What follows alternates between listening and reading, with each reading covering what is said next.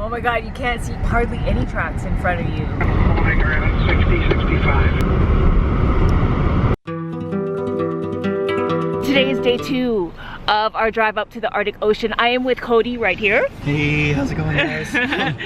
And we are driving today up to Whitehorse in the Yukon territory? Yukon territory, that's right. I'm totally excited because I expect to see a lot of wildlife. So far we've been driving, we've already come upon bison on the side of the road. I think that's the papa right there. We can only watch from a distance. It's so wonderful being out here. It's a very fresh and crisp morning. There's a lot of settings in here for me to get adjusted to. All these gadgets right there. Up there. We've got these gadgets. Oh my goodness. The natural beauty of this area is just jaw-dropping. We've been seeing a lot straight off, and we've been able to get out of the cars and take some time to just film stuff. This is just a gift. Look at that. That's just nuts, right? Here is the caravan. What would you like that? Road trips always need snacks. Make every movement real slow and gentle. That's the easiest way to drive in these conditions. Right now we're at Signpost Forest. In 1942, while building the Alaska Highway, a homesick U.S. soldier, tasked to put up directional posts at his camp, put up a sign for his own hometown in Danville, Illinois. That started a tradition which grew. People today come and put up license plates and signs from their own hometown. Some of these places I've not even heard of. From the outside, when I saw this, I didn't think it would be so large. It just keeps going on and on. I was able to leave Polaroid behind in my family, so now it's there forever. Oh, you did that? Yeah, and so it got real personal for me. Making a pit stop. I love highway rest stops. Because it's out in such a remote area, sometimes there's so much character and warmth that's telling of surrounding environment. This is no exception. We've just entered the Yukon territory, and this place has a lot of history. It's not only wildlife, there's a big history around the Klondike gold rush. I heard that there's a strong Chinese influence in this area regarding food.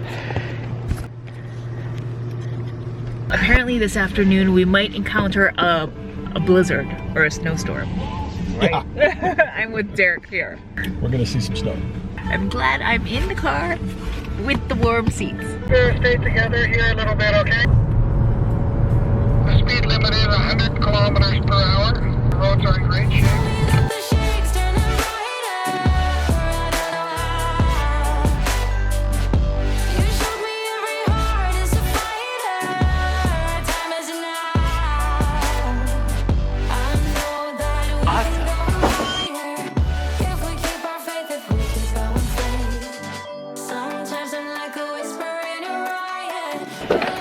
Back in we go. So tonight we're staying in Whitehorse. We're still in the Yukon territory. Got in a little late, maybe around 6 o'clock. It's all dark outside. Tonight is probably a work night or a rest night. Day 3. Day 3. Where are we going? We are going, I don't know, oh, Dawson's Creek? Dawson, we're going to the city of Dawson.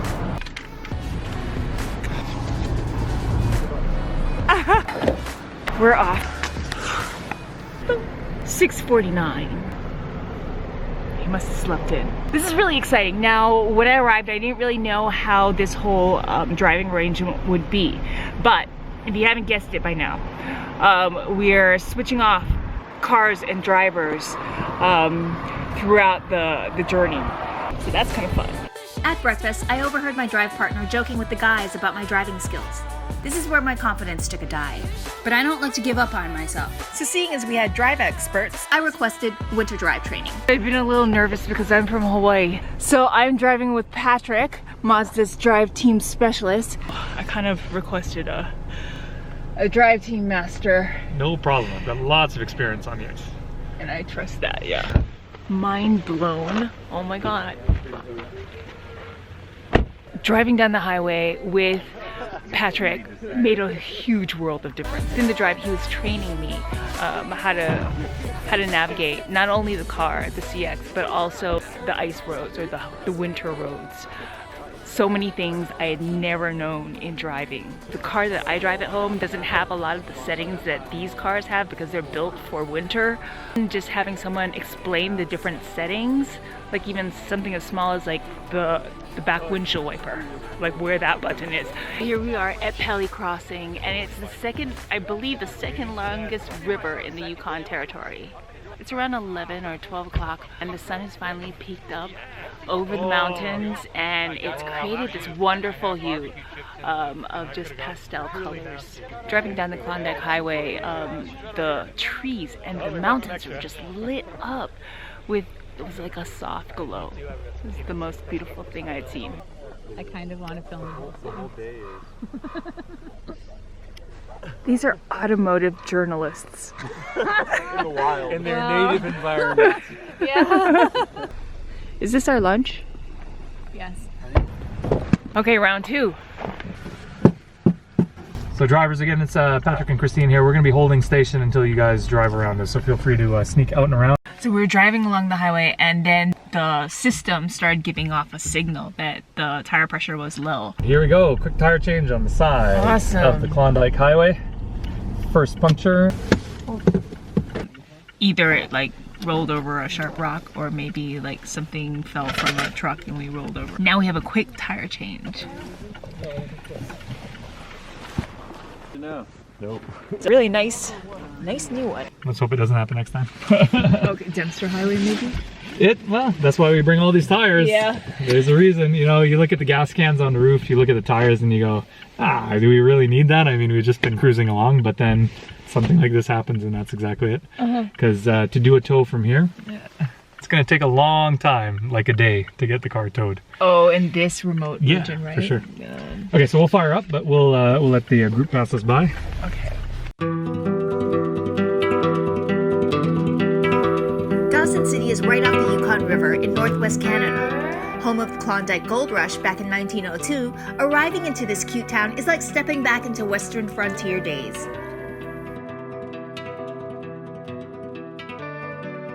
We finally got into Dawson City, and it is snow flurrying. It's actually really cold.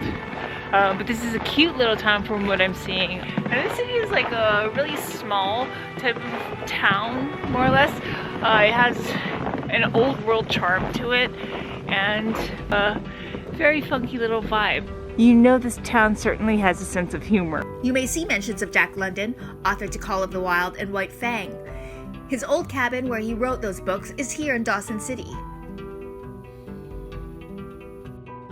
I found myself at the famous Sourdough Saloon, known for its signature cocktail, a 40-proof alcoholic drink with a mummified human toe.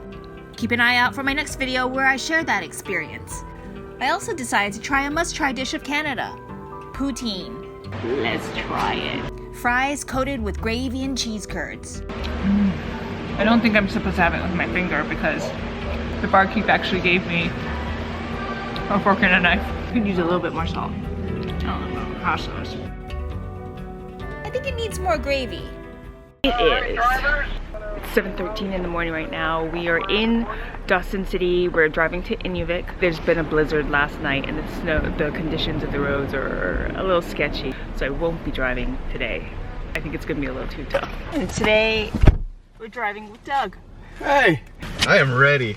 It is very important when you're driving any vehicle, whether it has skid control systems or not, is to look and steer where you want the car to go. So if the car starts to rotate and slide or skid, you need to look and steer down the road. You don't want to steer towards the ditch because the computer will help you get there. The Dempster is an infamous all-weather highway of gravel and shale built upon permafrost. It's only open in summer and winter and known to puncture tires because it's not a paved road. My number one priority this morning is to get to that gate at Eagle Plains. Hopefully, as we approach, the gates will open up and it'll let us right on through. If not, we're going to stop at Eagle Plains. We'll have a chat. Driving on this road can take up to 16 hours or 2 days. We're going to try to do it in one. Wow, look at all this smoke. We've only been driving for about an hour. I was expecting the visibility to be a little bit better. It's a little hard to see. I was like squinting even though it's completely dark out. I think whenever you see the lights of other cars, it gives you reassurance. It is negative 27 degrees Celsius. That's pretty cold. Wow, look at that. It's just an ice mountain. So it's 10 o'clock and this is apparently the brightest it'll get out.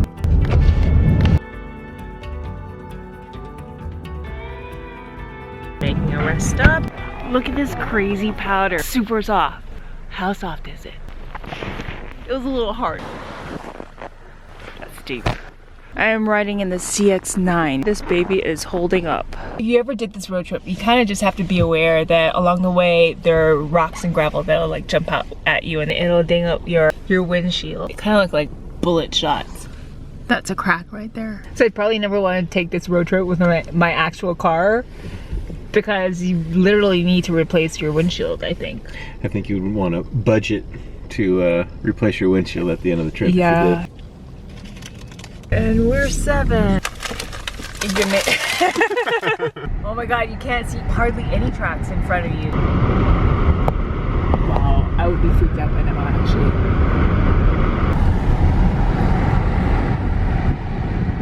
The conditions here are impacted with snow. One of the cars just spun out. Oh wow, this is the reality of driving in winter. Wow, look at that. Holy mackerel. Who's in the car? Oh, that's Brooke. Thanks for watching part 2 of The Road to the Arctic Ocean. Stay tuned for my 3rd episode and my sourdough experience. Let me know what you think of this video. Until then, travel safe, smart, and fun, and may the GRRR be with you.